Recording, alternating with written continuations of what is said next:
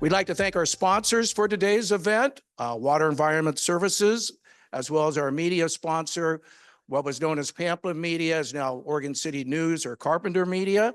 So we're glad to have them here. But I do want to acknowledge some of our elected officials.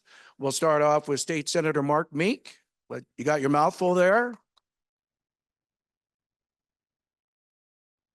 And we do have 3 county commissioners. Commission Chair Tootie Smith, she here? You're pointing? No. I think every Tuesday they have a standing meeting and they always get here as soon as I get done with the introductions. And I'm going, that doesn't really work out that good. So we'll acknowledge them at the end, but Martha Schrader and Mark Scholl as well as Chair Tootie Smith. Then we have some city commissioners here. From Oregon City, we have Adam Morrow. And I haven't seen Mike Mitchell yet, so hopefully he makes it here to us. We have 2 commissioners from West Lynn, Commission President Mary Baumgartner and Carol, is it Brick? So now I'm just going to go through the list because there's quite a few. Greg Alexander, Counselor for Gladstone. Gabriel Blogg, Counselor for Gladstone.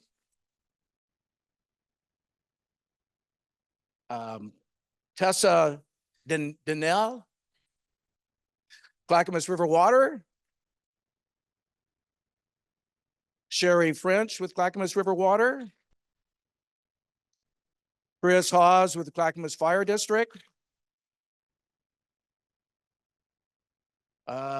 Luke Roberts, Counselor for Gladstone. I think he's the president. You are the City Council President, correct? Okay, great, perfect. And I mentioned Martha, Mark, and Tootie. Hopefully they'll be here soon. Have I left anybody out that's an elected official? Always want to make sure.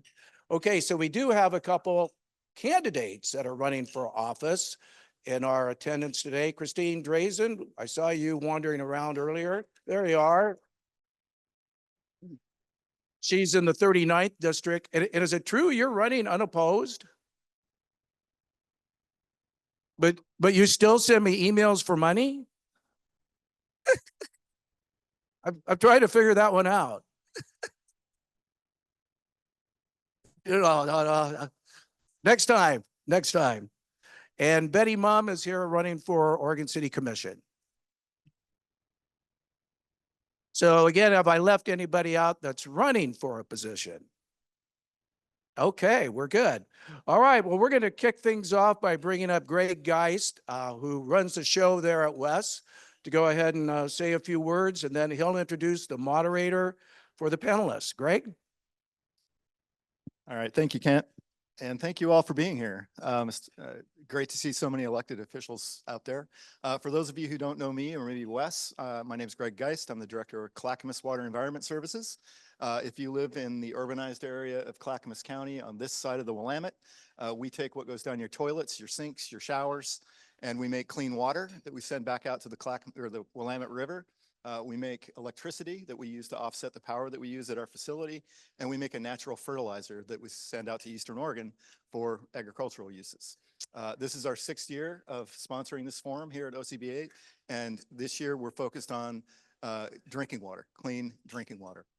I'd like to share a couple quick quotes just to kind of set the stage on that kind of the finite yet timelessness of water. One is from a National Geographic article from 1993, and it says, "All the water that will ever be is right now." Next one is from Leonardo da Vinci, who said, "In rivers, the water that you touch is the last of what has passed and the first of that which comes. So with present time." Anyway, I just thought those were meaningful. And I'll conclude by inviting Alexa Morris and our panelists up. Alexa's our moderator for today.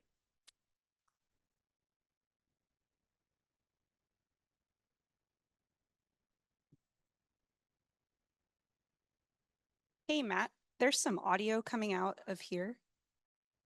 I think it's the YouTube video.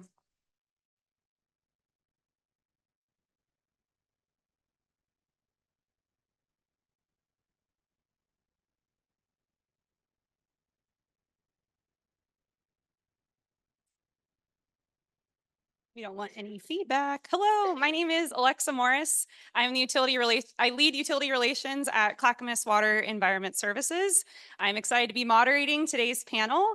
And one part of the water story we haven't really emphasized here during one of these water forums is drinking water. And we're gonna dive into that today. And to get us started though, I wanted to show you a case study that was recently done by Cambridge University about the public's perception of water systems. And in this study, they asked about 400 students, how does water arrive in your home and how does water leave your home? And can you draw that for us? So if you can just imagine for a sec what these might look like. So to get us started though, they had experts draw their representation of the water system. So some experts went really into depth of like the drinking water part and then just drew their treatment plant, their system. And other experts did a pretty good job at drawing the source of where the water comes from, how it travels through pipes, how it arrives in the home, and then how it leaves the home. It then goes through a collection system and arrives at a wastewater treatment plant like Clackamas Water Environment Services that cleans that water and returns it back to the water source. So this expert did a pretty great job. So I have 3 examples to show you from students.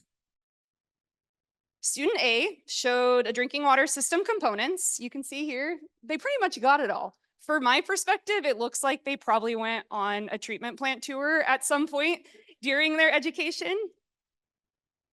Student B, a little bit worse, covered the components. They got the source down, right? It's coming from a body of water. We got the treatment plant, and then you got the home. But from my perspective, I wouldn't want the water from my house going straight back into the body of water and then back into the drinking water plant. All right, are you ready for the final one? Student C. It's raining, the water's collected, magic happens, and then it arrives at the house. So today we're here with our drinking water partners to talk about the magic that happens to deliver drinking water to your homes, to your businesses, and then how it leaves. And so before we dive into more information for today, I'd like to introduce you to each of our panelists and give them a chance to share who they are and some of the magic that goes into their work. So I'll ask Kim to go first. All right, so I recognize the number of you in here. So thank you for having me. So my name is Kim Swan. I'm the Water Resource Manager for the Clackamas River Water Providers. We were created in 2007 and are a coalition of the 9 different cities and water districts that get their drinking water out of the Clackamas River, from Estacada all the way to City of Tigard, includes Sunrise Water Authority, Clackamas River Water District, City of Oregon City, City of Gladstone, South Fork Water Board. So all of us who get our surface water. So collectively, we provide drinking water to over 300,000 people in this area. So that's a good percentage of Clackamas County. And our mission of the CRWP is to foster better relationships with each other, since we're all interconnected and work together in the basin, to collectively fund the efforts that make sense for us to be doing together rather than independently. And through that, we realize economies of scales and have the ability to talk in one voice as advocates for drinking water, which is really important when we're talking with other stakeholders. So we actually implement 2 programs, a source water protection program, which I implement, and a public outreach and education program, which Christine Hollenbeck implements. And I will talk a little bit more, but if you didn't get a chance to grab one of these bags, there's a lot of information about what we do in these bags. And then I think the magic, as Alexis wanted us to touch on, I think the magic of my work is I get to work with drinking water providers. And it's kind of the intersection between the Safe Drinking Water Act and the Clean Water Act. And so not only am I working with a bunch of agencies that provide your drinking water, but we're also working in the watershed with all of our basin stakeholders. So, and that is looking at what's happening in the watershed and that intersection of getting to work with all of you And then with the Forest Service, PGE, the Soil Conservation District is pretty amazing. So I feel very fortunate. Good afternoon. I'm Todd Heigerken, and I serve as General Manager of Clackamas River Water. We're a special district, which means that we get to be a local government that specializes in one thing, and that's providing safe drinking water to our customers. Our area, just to give you a kind of a sense of scope, actually goes all the way from the Clackamas-Multnomah County border and then kind of weaves around and around Oregon City to actually just a little below Oregon City, and serves a lot of the unincorporated area of Clackamas County in that region. So we as a local government, I have elected officials as well. Appreciate two of them being here, Commissioner Donnell and Commissioner French. So it's always tough having your bosses here, you know, to kind of judge how you're doing, but no, they're great to work for, and so appreciate that. So as far as me personally, I've always considered myself a water guy.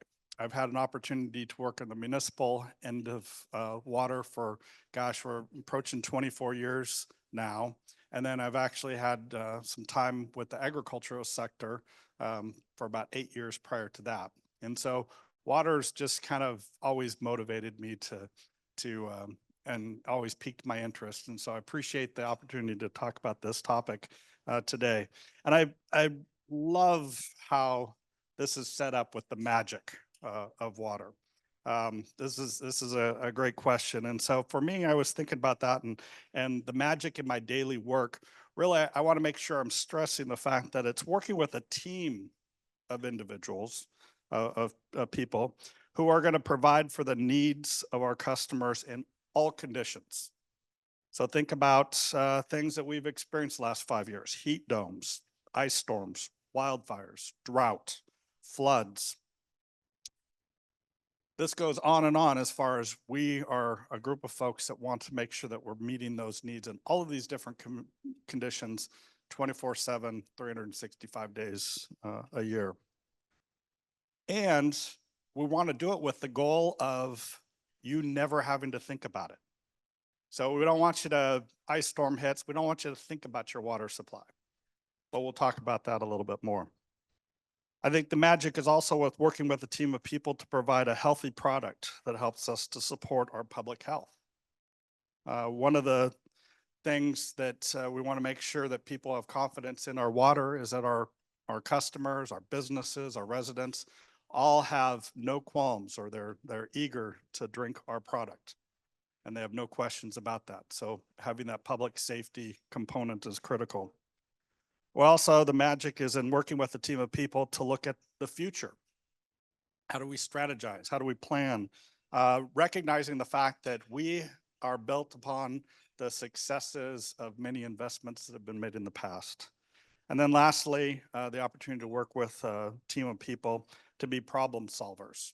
I've mentioned a number of the different challenges that are before us.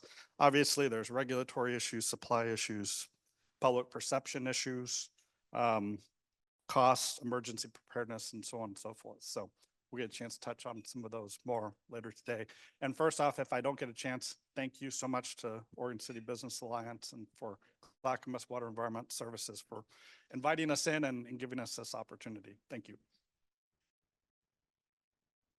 I'm Holly Tishner. I work for Brown and Caldwell. It's a national environmental consulting firm. We've got about 2,000 people across the nation. I grew up in the South and I started my work in the East, the Eastern United States. And one of the things that I've focused on in my career is what is the water story? And so particularly, you know, we often in our water industry, some say silos, we need to say communities of excellence, but we often say, are you on the dirty water side or the clean water side? And what we're really wanting to do with conversations like today is to say there is only one water side. So I do work on both the dirty and the clean water side, and the complexities of what we're managing is quite significant. And one of the things that I focus on is uniting agencies and utilities as well as partners around our water needs. So some of the aspects that I'll bring today is really around that integration and really breaking down the silos, if you will, in our water so that we can work together to really do what's right for our communities. I'm very happy to be here today. Thank you again and appreciate the time. Hi, my name is Wade Hathorn. I have a couple of jobs actually in the water field. My first is I'm the general manager of Sunrise Water Authority, and Sunrise serves drinking water through a distribution system, to the city of Happy Valley and surrounding portions of unincorporated Clackamas County, prominently known as Damascus, right, the former city in those areas, essentially, right. We neighbor right up against Clackamas River water, so Todd and his operations are very critical to us, right. I'm also the general manager of another special district known as the North Clackamas County Water Commission. That commission owns and operates a treatment plant on the Clackamas River and serves drinking water not only to Sunrise, but it's two other partners in that plant, which is the city of Gladstone and Oak Lodge Water Services Authority. So, you can just tell by the nature of how this works that we're all integrated and tied together. This is not done alone, essentially. And it's interesting to call it magic. It's a lot more deliberate than that. And our job isn't to sort of deflect or get you to look away when we're doing this. We want you to know a lot more about how this happens.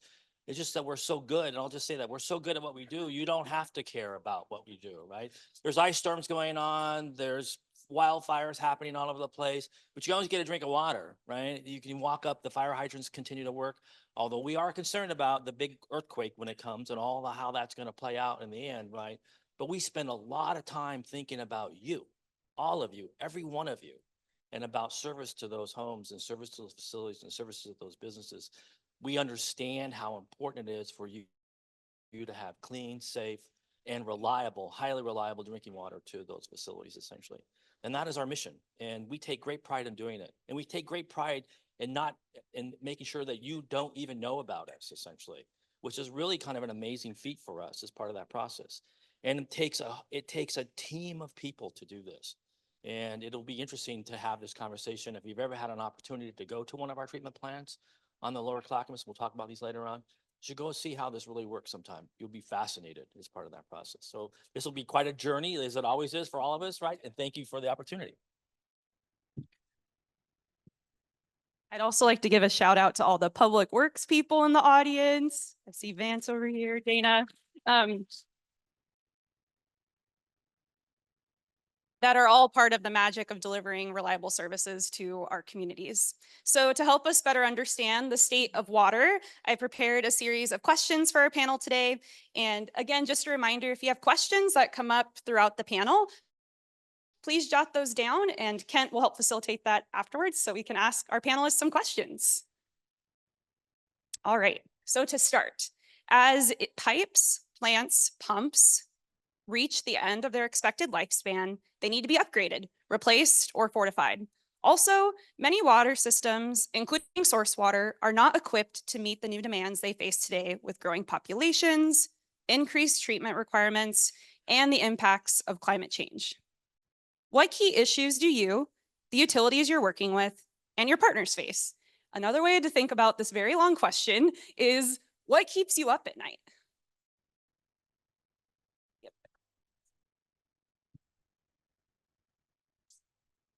All right. So one of my big jobs is ensuring that our source, the Clackamas River, is continues to be a high quality drinking water source for us, and that we can, through those efforts with basin partners, ensure that it remains that way so that we can keep future treatment costs affordable,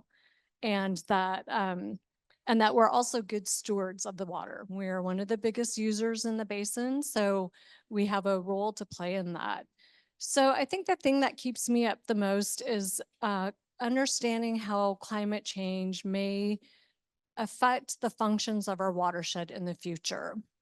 And understanding, when we're going to have water, when we're not going to have enough water, And so in 2018 and 2019, we actually worked with Portland State University to do a a watershed resiliency study to kind of start understand this a little bit better of what our future, what do these systems I work for need to be thinking about as we grow, as we have to meet new regulatory requirements.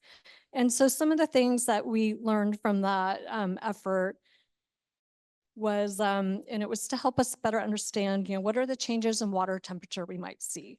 How much rain or snow are we going to get? And what are the impacts of this on water quality and water quantity? And so what that study and that work determined is that, we expect to see much more of our precipitation in the future falling as rain instead of snow. And that we expect to see less snow-covered days in the future. And that means less snowpack. That also means less water in the river during the summer. So we were going to probably continue to see much lower flows. And then when we do get water, we're going to see bigger, flashier storms. And that will increase stormwater and non-point source runoff, which are the biggest contributors to declining water quality in our watershed. And then there's going to be greater wildfire risk. And the Riverside fire in 2020 was a really good example. No one was expecting that. So those are some of the things of like, how do we adapt? How do we look towards the future? How do we make our treatment plants more resilient, the watershed more resilient? And so part of that is continuing work we're doing this year, where we're doing a study to look more specifically at water quality impacts in the future, whether it's cyanotoxin, nutrients, temperature, and looking at it in specifically at our 5 different water treatment plants on the Clackamas and trying to get a better understanding of how well are these treatment plants set up for these future conditions we may see. So we're excited to help understand that better, and hopefully we'll give the agencies I work with some of the tools they need. Well, I'm going to focus on aging infrastructure. And in the introduction, I noted the fact that we've been building on the successes of investments and plans that were established many decades ago. And the challenge is things wear out, things get older, you have to replace things. And so I don't want to offend anybody here today, but I'm going to characterize the CRW water treatment plant as an aging or a mature water treatment plant where it's over 60 years old. That's one way of putting it. And as you can imagine, with anything like that, you have to look at how we're going to replace that. And we've been trying to make progress with respect to that. But let's face it, some of the things that we're replacing pipes that have been in the ground for 100 years. And that need is great as we move forward. I often try to use the illustration of a roof. Hopefully most people have a roof over their heads and can relate to this. And in the analogy applies really well to water systems as well. So with your roof, one of the first things you're going to try to do is see how long of a life you can maintain or extend the life of that roof. So you want to maintain it. You want to make sure you're doing a good job with that. But ultimately, the roof's going to go. And so the question then becomes on the timing aspect of that roof. Do you wait for it to fail, which then could cause greater damage? Do you try to jump ahead and make sure that you're replacing that ahead of schedule? And then the question of timing. Well, gee, it's not a good time. I got 2 kids in college. I can't afford to replace the roof at this point. So there's all these different priorities. But then even moving forward, do you want to undertake this project in the middle of the winter when it's raining and replace your roof? Or do you want to wait for a nice day when the chances of that roof replacement going really well? So there's a timing aspect associated with that as well, in addition to the maintenance. And then of course, the elephant in the room is the funding. How are you going to pay for that roof? Are you going to end up just waiting till the time comes and borrow the money to do that? Or are you going to save along the way so that when the time comes, you have that money, or a combination? Or are you going to expect somebody else to pay for it? That's always would be nice. I wish somebody would pay for my roof, but that's not going to happen. So there's the funding aspect of it. And so really, this works well for water systems. We work hard to try to maintain or extend the life of those systems, which is why you're seeing us get useful life of up to 100 years, for example, with some of the pipes and the treatment processes and so on. However, we also need to think about the timing. At some point, we need to make those decisions, and it relates to, of course, the ever important part is funding. As you can imagine, things continue to get more expensive as we move forward. So coupled with the aging infrastructure piece is also the importance of building in resiliency. So things that we built 60 years ago are going to look much different than they do today. We heard about earthquakes, which we'll hear probably a little bit more about, and some of the different challenges that I mentioned in the introduction as well. So those are addressed in construction standards, whether it's materials that we're using, the different regulations that we have to comply with, and how we move forward. So all of these things obviously have a cost to them and require support. The question of what keeps you up at night, there's no shortage of those in the water industry. And, I heard the comment of out of sight, out of mind. Like our industry has really wanted to say, don't worry, we've got you, which is good. We've done a really good job of that. But, we are at a point where there are going to be trade-offs. We can't afford to do everything we need to do. And I think that one of the things that keeps me up at night is how are we going to make those trade-offs and how are we going to do it when particularly our industry has sort of kept the story in the background. And so I found this quote recently. I'm actually going to use it with a different group later this week, but it's out of sight, out of mind until a spider is in your bedroom, right?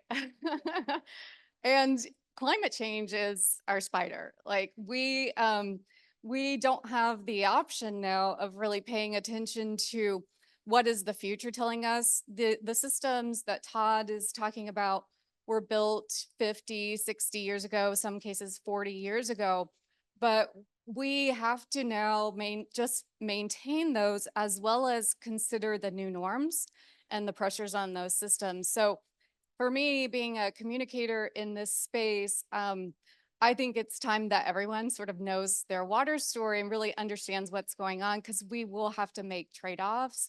And to the degree possible, we're walking over to Todd and Wade's and Kim's offices and saying, well, what about this? And how are we going to do all of it? Now, one other thing that really, it's unbelievable to me some days still, we pay for most of our system. Our federal government isn't reinforcing our systems. So you do see like the infrastructure bill, you see those investments right into our communities. Most of those things are going into energy, transportation. Water hasn't had our sort of big investment since the systems were built.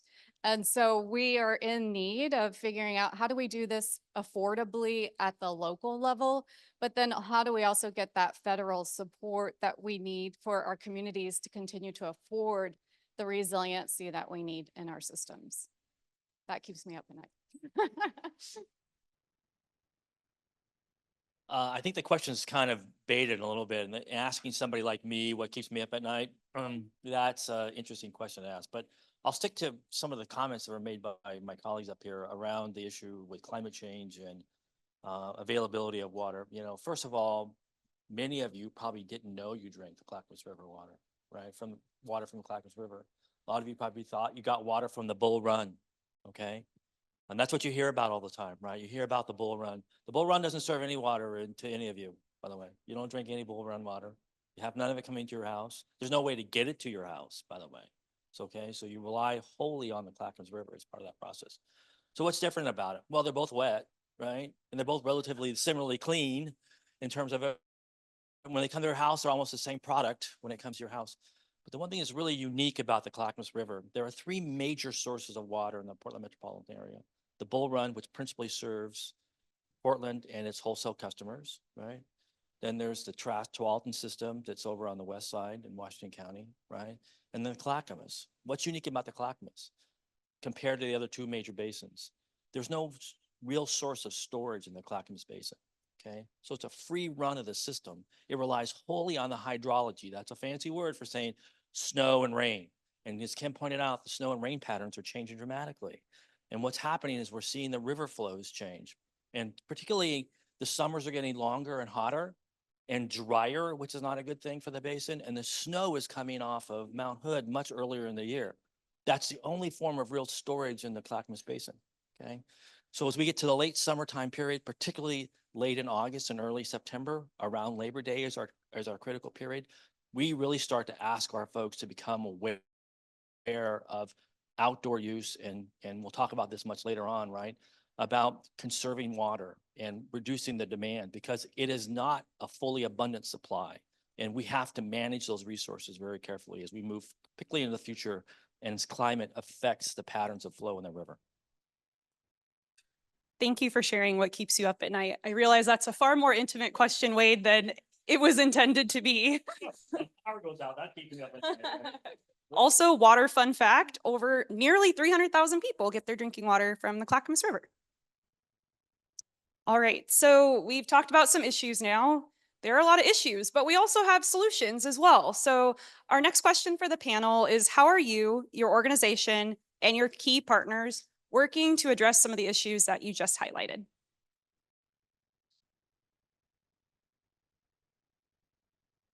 All right, I get to tee this one up, I guess.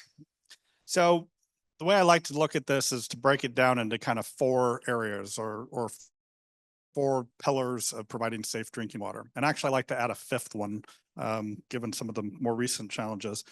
First off is that of source. We're fortunate, incredibly fortunate to have a wonderful source with the Clackamas River. You know, clean source, a lot of interest in the river, and the involvement there. However, that doesn't mean that it doesn't have its challenges. Kim mentioned the wildfires that would have taken place. There's always different things. We'll talk about cyanotoxins and things like that. So there's always things that we're going to be looking at in the future. But the first pillar is making sure that we have a good source of water, which we do. Second area is that of treatment. I talked about an aging infrastructure and an aging water treatment plant. And so it's going to be very difficult when we look forward as far as making sure that that treatment is in place to address some of these future contaminants. And so that's one of the things we're looking at doing and introducing some additional treatment technologies in the future to help us prepare and continue to provide you that safe, clean product. I think to give you an illustration of how important the treatment aspect of it is, if you think about how much is being invested in water treatment, drinking water treatment in this region, it's over $1 billion. That's with a B. This decade, $1 billion is being invested in water treatment technology in this area. So it's important. Distribution, I go back to the roof example, the importance of maintaining and expanding and improving that. But it's the old adage, how do you eat an elephant? It's one bite at a time. And so you have to keep chipping away at that because the need is great. But you also look for partnering opportunities with respect to that, which we'll talk about a little bit later. The 4th area is that of having an informed public. And this one really can't, I want to stress this one, and I'm sure some others will speak to this, but it's really where the rubber meets the road. We want to make sure that our communities understand the value that we're trying to provide, the importance of that value, because if we don't have an informed public that understands what we're doing, why we're doing, and sees the value in it, we're not going to be successful as well. So, you know, I got into public service and have been working for like water districts and so on because of the interest in providing a product that I can be proud of, a product that serves the needs of my community, and that also something that people can take, feel comfortable in consuming. This is something that we all consume, put in our bodies. And so it's really important that we continue to think about that public health aspect as well. But I also want people to value it as well. And that means not only its use, but also its conservation. And I think you'll hear more and see a variety of materials in the books with respect to that. And then last, this 5th pillar that I want to introduce is the people. The fact of the matter is it requires dedicated staff and in order for us to be successful in all these other areas as well. And I think that's probably one of the challenges that we're having. We have programs, which I think, an important program with Clackamas Community College, the WET program, the Water Environment Technology Program. Yep, there we go, hands up. But that was a program that a couple of years ago had probably one of the lowest enrollments that we have seen for a number of years. Now it's since bounced up, which we're very thankful for, and which is really important. But just making sure that we have those people in the future. And so it's no longer an instance where, gee, I need X position, so I'm gonna go hire a person that fills that. We're gonna have to be growing up people through this process and bringing people along. So it's a little different mindset that we've had in the past. So my real point here, because I'm running out of time, is the fact that the solution is that we need to address all 5 of these areas: the source, the treatment, the distribution, the informed public, and the people. If we just ignore one, or if we ignore one and work on the 4, we're not going to have that success. And so these are areas where I think as a water sector, we're really focusing on those 5 areas. And I think that's going to contribute to our success.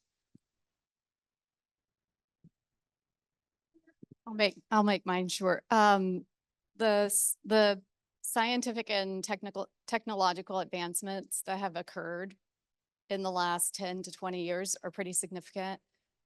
We can treat water to whatever use we want to use it for. We have the technology for that. We have technology that can monitor water coming into pipes, so inflow and infiltration. We have stormwater management practices that are using land, green infrastructure to treat stormwater.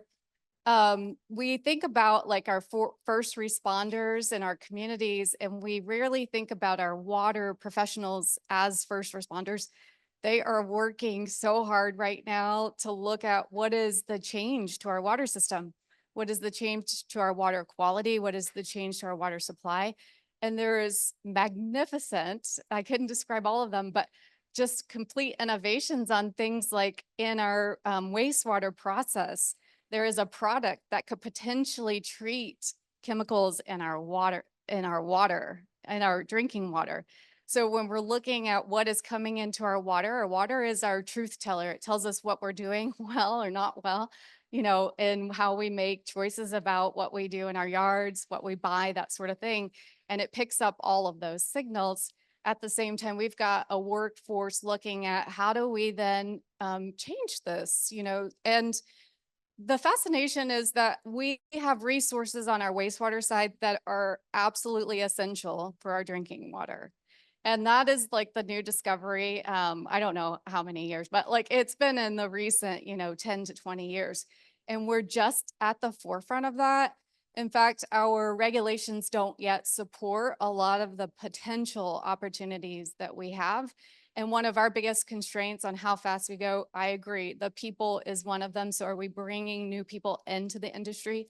But also, are we looking at ways to continue this innovation? And are our regulators working alongside with us to help us do it as fast as we can? I think we have the answers, but those sort of constraints of people, regulations, and funding are the real ones that we're tackling every day. All right. Well, I'm going to touch on a couple of the pillars that that Todd talked about. So the overall mission of the Clackamas River water providers, which again works for all of these agencies, many of you in here, as well as Todd and Wade, to preserve and conserve the Clackamas River. So I'm going to touch on the source, and then I'm going to touch on the outreach program. So I primarily work on the source water protection side of stuff. And if you're interested in seeing what Christine and I actually do, I encourage you to flip through our annual report. Kind of tells you what we've been doing and where we've been in the last year. So we, the source water protection programs, the purpose of those are to identify, prevent, minimize or mitigate things happening in the watershed that could potentially impact the quality of the Clackamas River. And so we have been, since 2007, so we've been doing this for a while, implementing a variety of programs to work with our basin partners to address some of the things happening in our watershed. So we work with USGS, PSU, and other partners on conducting watershed studies. So Todd mentioned cyanotoxins. We just got finished doing a study with USGS to understand hazardous algal blooms in our watershed. We do risk assessments, trying to understand, how much is that ag upriver going to impact us? We also do a lot of water quality monitoring. We have gauges throughout the river that we use to understand what's happening real time. We have a hazardous materials spill prevention program. The Clackamas industrial area has lots of hazardous materials located, very close proximity to all of our treatment plants. We have a pesticide reduction program that we work with ODA, DEQ, and our other basin stakeholders to reduce pesticides that could get into our drinking water source. We have a septic system assistance program. There are over 9,000 septic systems upriver from our treatment plants. We also are working with recreation partners. If any of you have been on the river on a hot day in July, thousands of people are floating by our drinking water intakes. So we also are working on disaster preparedness. So how do we, the members I work for, the agencies, how are we preparing? How are we communicating with each other? So that's kind of on the source water protection side. The other kind of pillar Todd mentioned is the public outreach. So that is a lot of what Christine does. So we have a robust youth education program. And so these numbers are actually just for Oregon City. So if you want to know the rest of them and you're in Gladstone or somewhere else, check the report. But so this past year, Christine was in 12 of the Oregon City schools doing presentations to K through 6. She participates in all of our local community events. So this past year in Oregon City, it was the Juneteenth event and the Oregon City Spring Forward event. She's also at the Old Time Fair in Westland, the Gladstone event, the Happy Valley event. We have a robust conservation rebate program. So if you want to know about, we offer indoor rebates, outside rebates, leak detection rebates. So I encourage you to look through and see what's available to you and your citizens. We have a free landscape water audit program where we have a contractor who'll come look at your yard and figure out how to help you save less irrigation water. And then we have a variety of other outreach materials like, how does your water system work? How do we get the water from our watershed to your taps? So we have a variety of information that we are using to help communicate this message of how your drinking water comes from the river to your house and where it goes. And then I think Wade's going to touch on this. We also have, as we are starting to be more concerned about summer water levels, a Fish on the Run irrigation done campaign. So not only do we have this amazing river for us as drinking water, but we also share it with every endangered fish species in Oregon. And so especially starting in August and September, those fish are starting to migrate upriver. And so the more we can help people understand what they can do in their yards or to stop irrigating, the better off we are both for us and for those fish. Yep, I think that's it. Yeah, you took my thunder.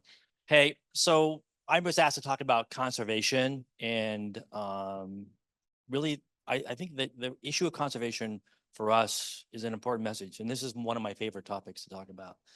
And I can talk about this for a long time, but I won't, but I'll give you the highlights, right? Instead of calling it a soft word like conservation, we ought to really call it what it is, knock it off. And I'll come back to what that means, which is, when we're sitting here moving into the wintertime period, you think about the water you use inside your house. You're taking a shower, you're doing dishes, and you're living your life essentially, right? And we call that sort of sustenance demand. That's what you need to live essentially, right?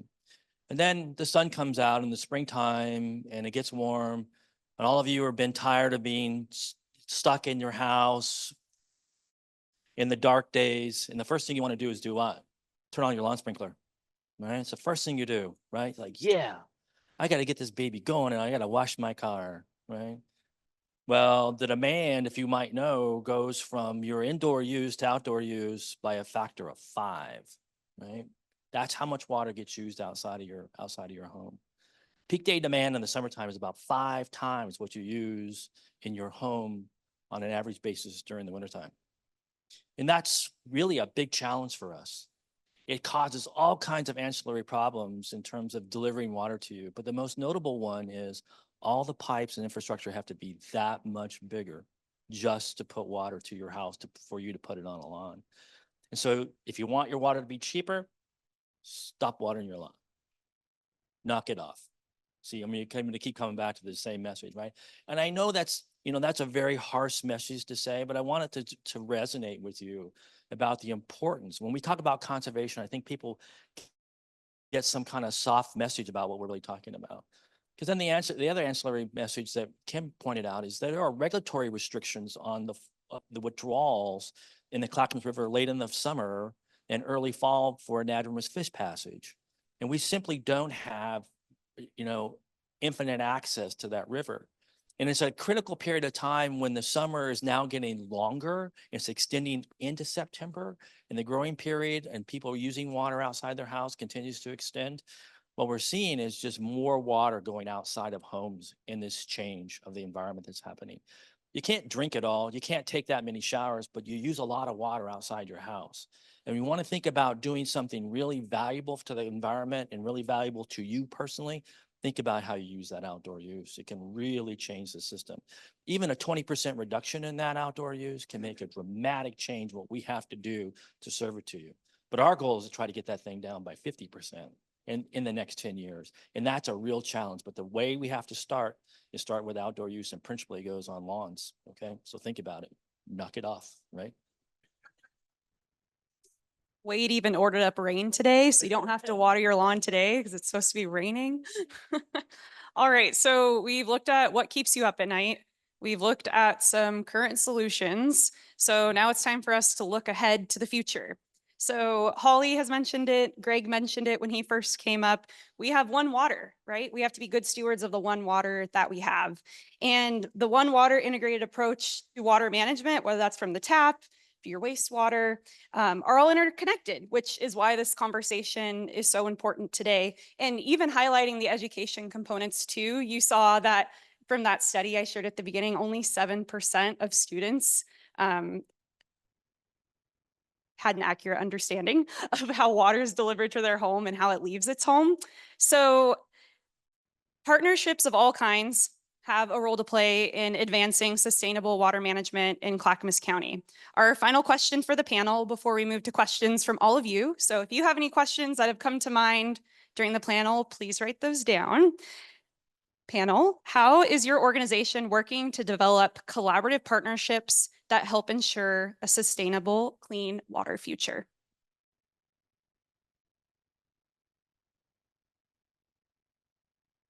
All right, I get to start this question. So the CRWP itself is an 18-year-old collaboration. And this actually kind of gets back to the magic of the work I do. We have been working together as water providers in this basin for a really long time. And nurturing and developing those relationships is a really big part of my job. I see John Lewis back there. I see Vance. I see Patty.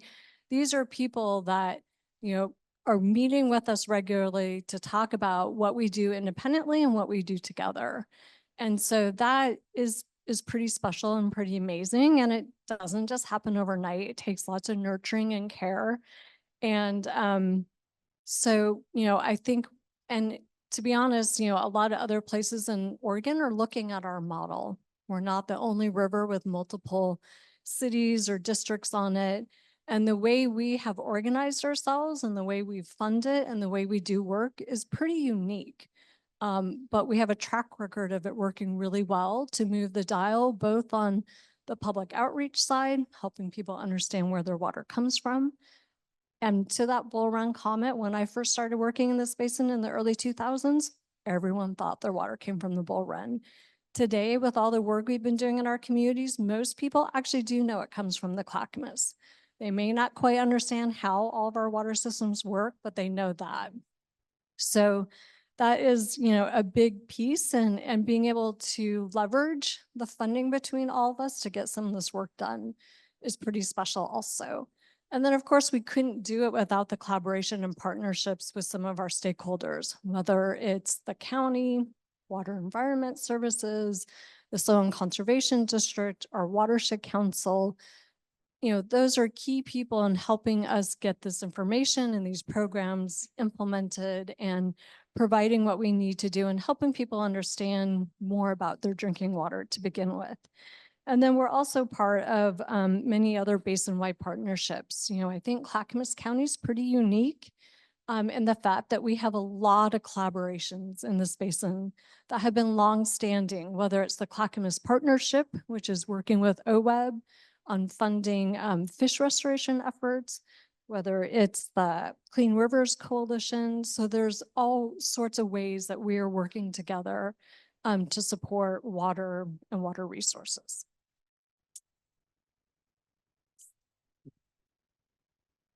I can just continue to add on to Kim's comments about collaboration. And one thing that's interesting about our business is that it's not unique. My problems are Todd's problems for the most part. And they're similarly the same for the rest of them. Operationally, yes, there may be some challenges, but really the issue is we've got to take the same source of water, produce a viable product under the same standards, right? And deliver it to your house, right? And those are the same goals and principles that are used for all of us as part of this process. What's interesting is that when it works really well is when we do it together. And I'll give you an example. Here's a perfect example of what collaboration really looks like on the ground, okay? Recall from a few years ago, there was this vicious ice storm in February, right? Knocked out the power around the region for a long period of time. In fact, at South Fork, which is the main drinking water source to Oregon City and West Linn, it knocked it out for more than a week. It had no power. The plant was dead. You didn't know it. If you lived in Oregon City or West Linn, the water kept coming. It didn't come from South Fork, by the way. It came from CRW through the commission's plant because they're all connected. We were smart enough a long time ago, right, to figure out we ought to put these babies together, right? And we operate it that way. So what keeps me up at night is when those kind of things are going on. Literally, I'm up all night, right, doing coordination mapping and service to all of you so you don't know. So we're able to move water back and forth, in a very collaborative manner when it has to be done. And that's really probably the most important job we have, is to make sure that you always have water and that we don't use water as a vicious tool to say, hey, South Fork, sorry, you weren't nice to me last week. We're not going to give you any water, right? Have a nice life. Because that's not how this works, right? There are real people that are sitting in their homes with their families and their lives that depend on having that water come to their house. So we spend a lot of time through the CRWP, which is our main platform for doing the collaborations. But it comes to bear when it's most needed. And it's really an amazing event to watch us all come together as part of that process. So collaboration is how we operate entirely throughout the process. Thanks, Wade.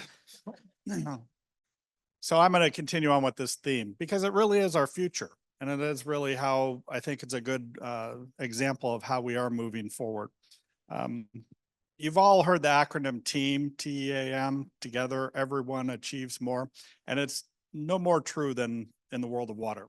Now, I know we've talked about the collaboration for 18 years and partnerships, but let's face it, that hasn't always been the case. If you go back many decades ago, waters, what's the Mark Twain quote?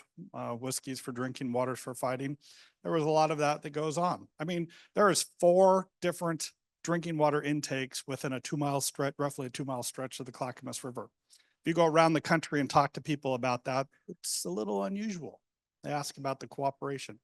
But the good news is that moving forward, we have had examples and emergencies on what the value of those partnerships have been.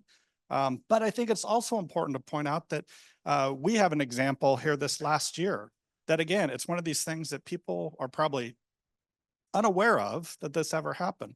But with Clackamas River water, yes, we were able to provide water in that emergency situation, but we had an instance this last year where we had to shut down our plant for over 6 weeks That's 6 weeks of not producing water for our customers.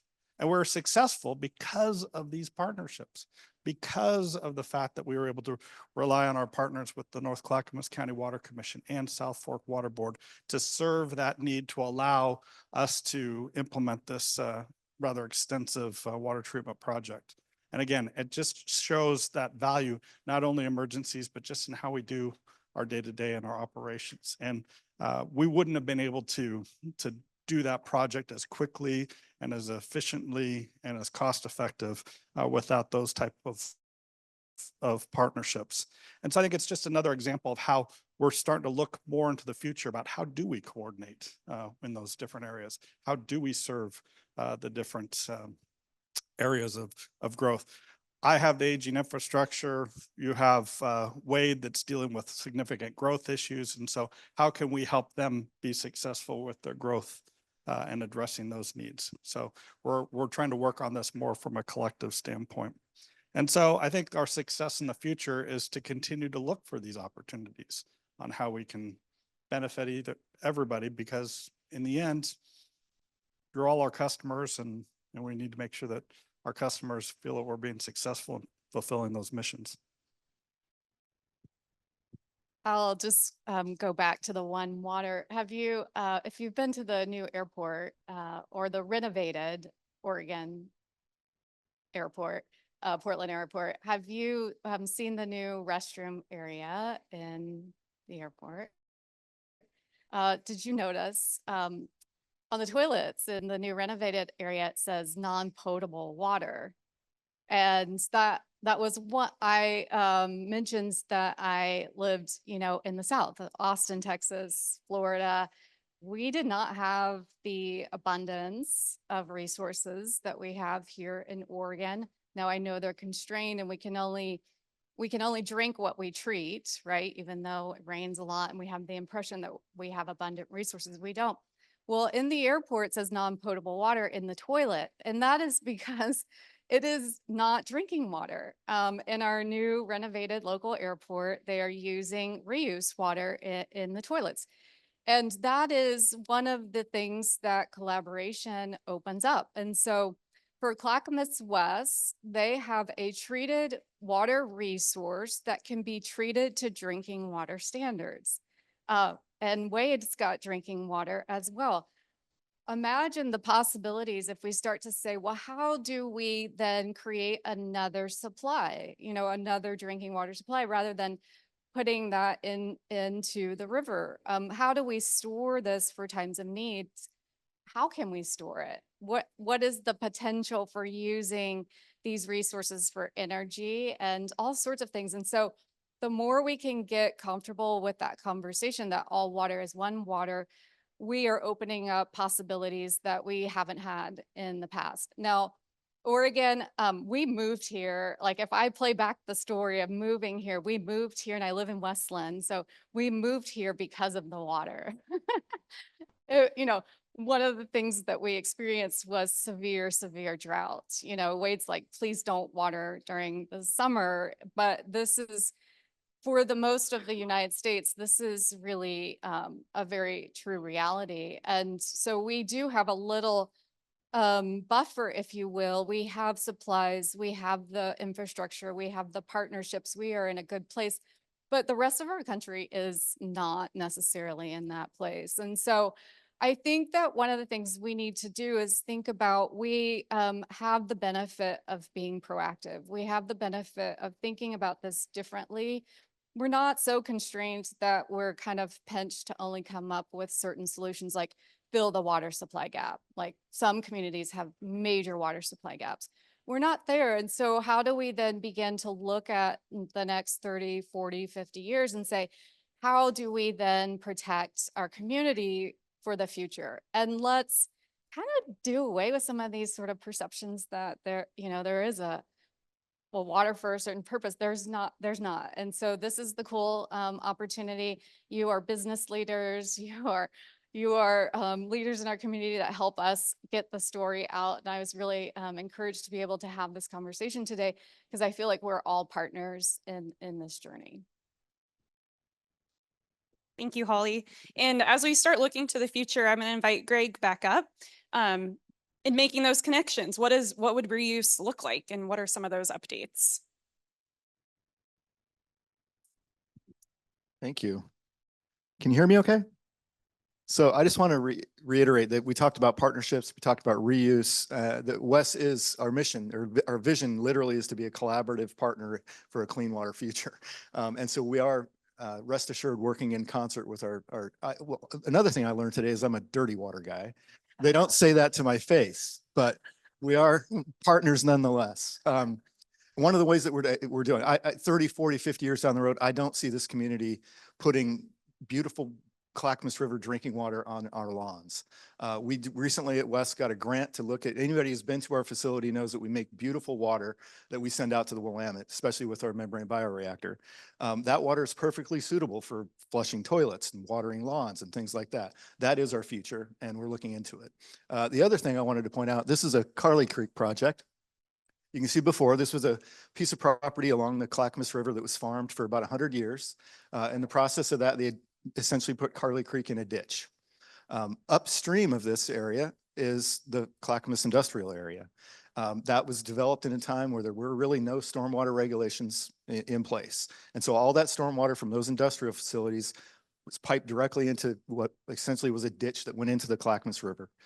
We bought that piece of property and we restored it. We put a 15-acre treatment wetland there. The middle picture is right after it was completed. I call it the big blue elephant. And then the after is a more recent picture after it's established itself. And so we replumbed over 400 acres of that Clackamas industrial area and fed it into this facility, and also restored over 1,000 feet of Carly Creek, what was a ditch. And this facility is just above those 4 drinking water intakes that are in the Clackamas River.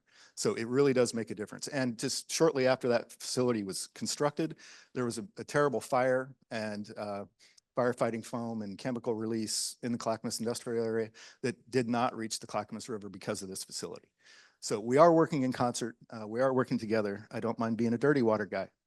So thank you.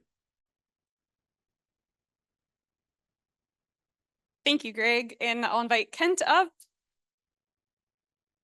to start us off with some questions. Okay.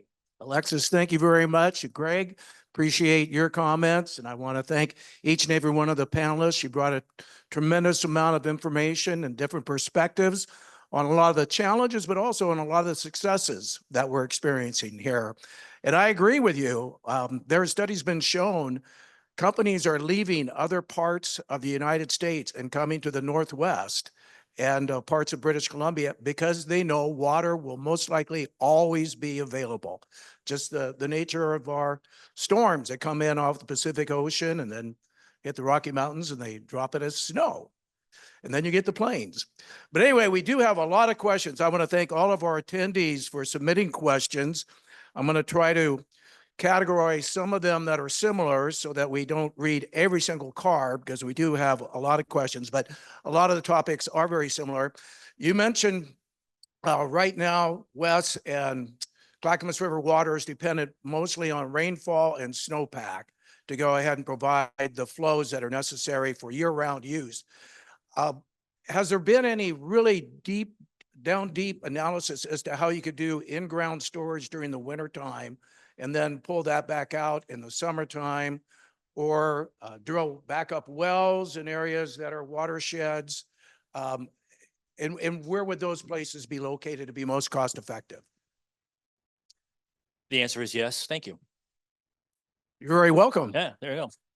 So the answer is yes, we do that. And we are doing it. Sunrise, for instance, has a pilot study that they're currently working with, and we have one operating well. It's known as aquifer storage and recovery. So we can take water that's very abundant, for instance, in the wintertime, and put it in the ground. It'll stay down there, and we can draw it back out when we need it, when there's less supply available, essentially, right? Or during emergencies. The issue is that even though I might be able to take a well like that and place it, and it has to have the right underground conditions. It's very complicated how this works, essentially, but it's got to be able to be stored there and not leak away, essentially. So what ends up happening is I I might be able to store, let's say I was able to exercise the full limited permit that I have up to 300 million gallons. And that sounds like a lot of water.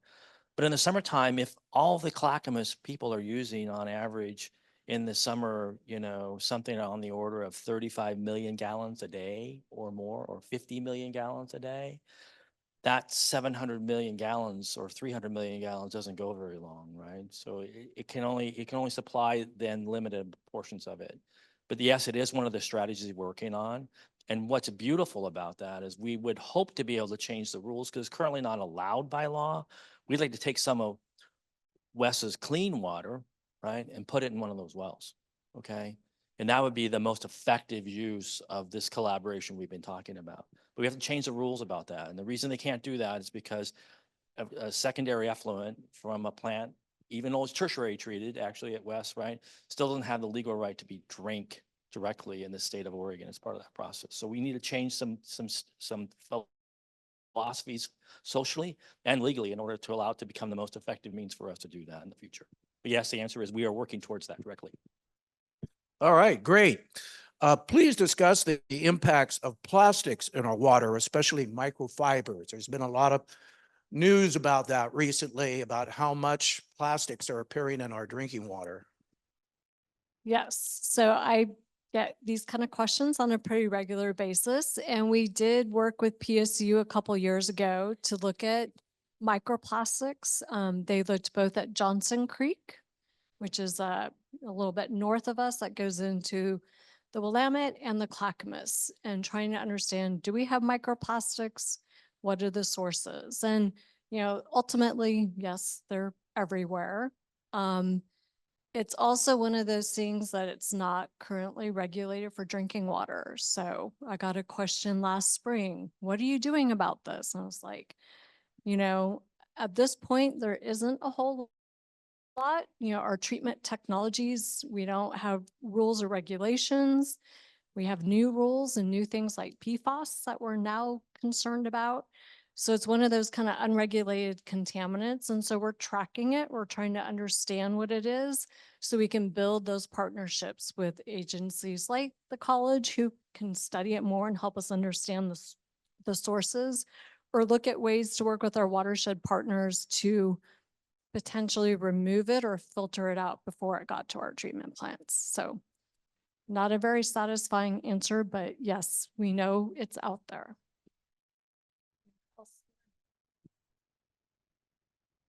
Kim is technically correct in the sense that it does exist. The issue is that it's not very present. And then the reality is that most of microplastics, and a lot of it, not always, right? But some of the biggest sources are wastewater effluents, essentially, right? Because they go out into the community, the water's out there for a long period of time.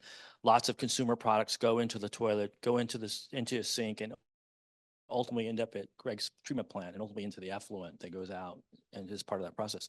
We only really have one major effluent upstream of our drinking water system, and that's with the city of Estacada, right? So we don't have a lot of that material coming into the Clackamas River. It remains relatively free of those type of contaminants.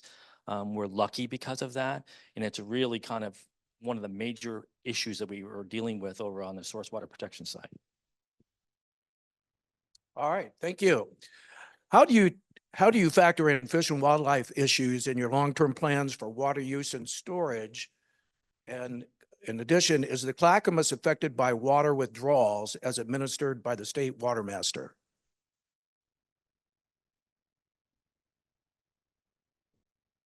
Fish on the run, irrigation done. So this is one of the ways that we are trying to address this, getting our public and our communities understanding that we share this river and that they have a role to play in helping us conserve water. Christine has stories about how when she's in our communities at public events of people coming up, you need to conserve water. And she's like, our water systems and our water treatment plants are supply and demand. You need it, we make it. You don't need it, we don't make it, and it stays in the river. And so, again, I encourage you, we have rebate programs, we have landscape water audits, we have free shower heads. So, we have the tools to help you conserve water and make a difference. we can't do it for you. So, we also work closely with ODF and W at looking at, should I talk about? So we do have an agreement with PGE and ODF and W, as both Wade and Todd kind of have mentioned and touched on today. We do not have storage in the Clackamas River. We do have PGE dams, but they're run of the river. So whatever rain or snow falls is what is in the river. That being said, we do have a stored water agreement with PGE that allows us to access a little bit of water out of Timothy Lake, which is also managed by PGE. So we have an annual consultation with them and with ODF and W to determine how much would we release, at what time of year would we release it. So those are the couple ways that we're looking towards our fish regulated future.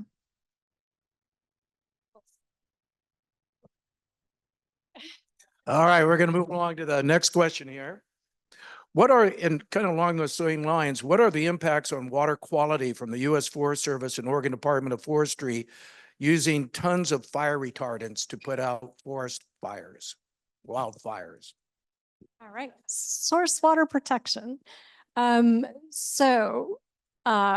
A couple responses to that. So the Riverside fire, we work closely with the Forest Service and with ODF and W as they were responding to that big event. And they actually did not use fire retardants. And we were very clear if they did, at least on the national forest, there was some industrial timber areas that at the top of Clear Creek that may have had some, but in the watershed itself, they were not used. And part of that was because it's a drinking water source.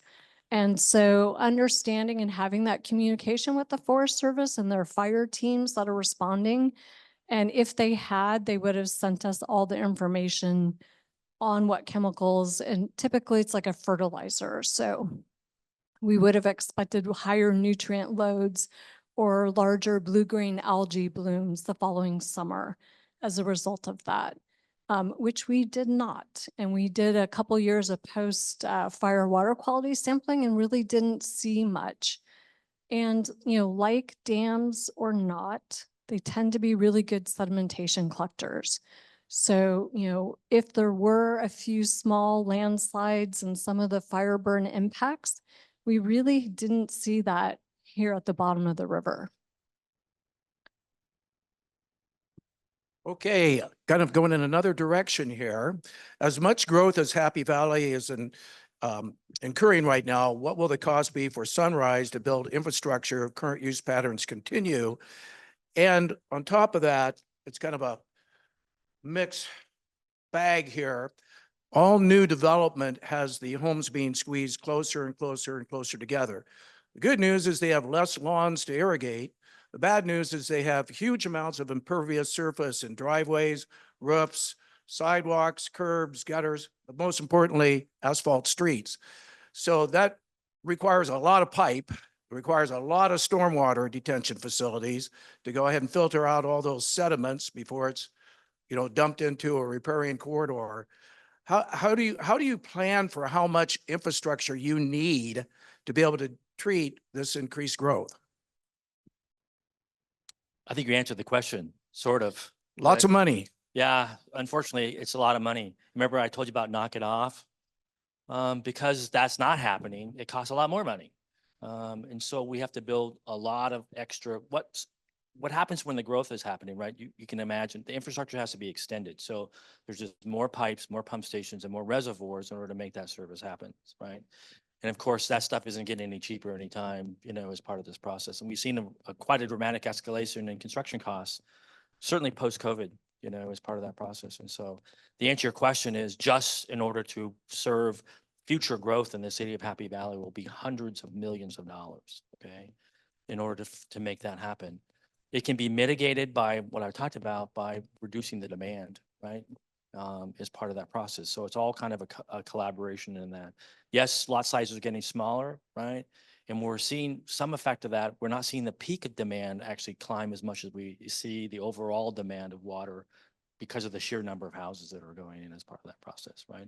There is water available to make that happen, but it's never an easy prospect. You know, the one thing that's interesting about Sunrise, and that's not necessarily unique to all the water, other areas, water providers, but Sunrise is very bumpy. It's very hilly. And because of that, it even makes the cost even more expensive to serve that water as part of that process. So it's a long-term prospect. It takes a strategy of financing over a 30, 40-year period in order to make that all happen. Okay. All right, and staying in Happy Valley, is there a plan to use the purple pipe in the new portions of Happy Valley? I don't know what the purple pipe is, but maybe you could tell us what that is. Did Greg ask that question? What is going on, right? Oh.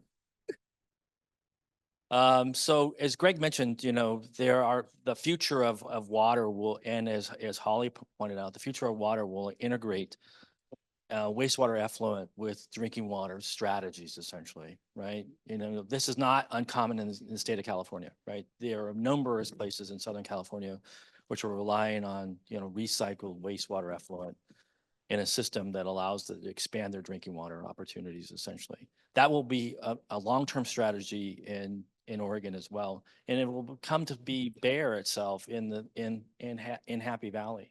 So knowing that many years ago, Sunrise, before it was even Sunrise, when it was the former Mount Scott Water District, began a plan that as it grew to the east, particularly if you know Happy Valley West, east of 162nd Avenue, all that new development has purple pipe laid in it, along with the water lines in there. What purple pipe is pipelines that are available to deliver non-potable water, like at the airport, right? And you see them, it's called purple pipe because it's actually purple, designated different colors, so you know that it's non-potable. If you ever been to the New Seasons in Happy Valley, you go out into the irrigation, out into the landscaping in front of it, you'll see little sprinkler heads in there and have little purple centers in the middle of it. We actually serve once in a while non-potable water in those purple pipe system. Okay, we can cross water delivered in there. It doesn't have a great source, but the system will be available for opportunities to utilize wastewater effluent in the future. So we are laying purple pipe in all that new development out there right now. Okay, All anticipation right. of that. Portland Water Bureau is building a $2 billion filtration plant for Bull Run water. What challenges do you see with new DEQ regulations adding to the cost of maintaining water infrastructure? I know you're not with Bull Run, but maybe you face similar challenges. Well, I think I noted earlier, if you look at the investment being made this decade just in treatments, and the Bull Run treatment filtration project is a great example of the amount of money that's being spent. And we're not immune to that either. I talked a little bit about the aging infrastructure and the need to replace and prepare. Kim, and I think a number of us noted the additional regulations that are taking place as far as making sure that we have a good understanding of cyanotoxins and how we respond to those. Or now we're dealing with things like PFAS, these forever chemicals that are the short name for. And so how we position ourselves, which I'm going to kind of deviate from the question, but I'm going to give Kim some kudos here, where I think it's really important to recognize we've identified a number of things as far as microplastics and the wildfire impacts and so on. It's really through that collaboration and partnership that we're able to work together to kind of study the impacts of that ahead of the game. So in many instances, I want to reassure people here that, yep, there may not be a regulation associated with that, but that doesn't mean we're ignoring it. We're actually busy trying to get ahead of the game, try to understand the impact, and the Clackamas River water providers has been instrumental in doing that. As far as us, you know, again, there's the growth aspect, there's the aging infrastructure aspect. I don't think we're going to hit the $1 billion mark by any means, like what we're seeing in our neighboring communities, but it is going to be an important factor as we move forward. Okay. Do you know how many linear feet of water lines still need to be replaced because they are over 75 to 100 years old? And are they made out of clay? And how many tree roots do they have in them? Yeah, I can speak a little bit to give you a scale of the problem. Just think about Sunrise Water Authority that serves water just to Happy Valley and the surrounding areas, right? Any guess how many miles of pipe Sunrise has in place? If you had to guess, would you guess 260 miles of pipe, right? That's a lot of lineal feet just in Sunrise alone, right? If you take the other major entities, Oregon City, Westland, and others, it's going to be in the thousands of miles of pipe, okay, that are out there. And depending on the community, some of that aged infrastructure, as much as 50% of it needs replacement, okay? So, and the cost of that can be anywhere between $400 and $600 a foot. You start doing the math and the numbers are gigantic, right? The treatment cost isn't the issue. The issue is the distribution side because of the sheer lineal feet that's involved as part of the process in there, right? So what do we do about the process? It's an issue of risk mitigation. We don't just head out and start replacing vast volumes of the pipe. We start looking at where the break histories are, where there are, wearability issues, serviceability issues, and then establish priorities for doing that because there isn't enough money to do it all. So what you have to do is do it smartly. Okay, and since we have so many elected officials in the room with us today, and we're thrilled and honored to have each and every one of you here, the question is, what's your call to action for the elected officials in the room to help you out? Find us some money. I think money as well. I was going to add that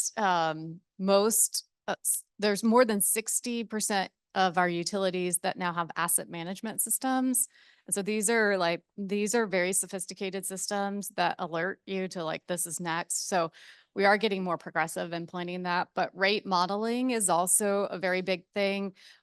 We have rate modelers that can look at, what's the cost to a current customer to pay for something that we need for the next 50 years. And so there's a lot going into that, as well as grant funding and support from the federal government. So as much as we can get attention to, we can't afford to pay for all of this in our communities.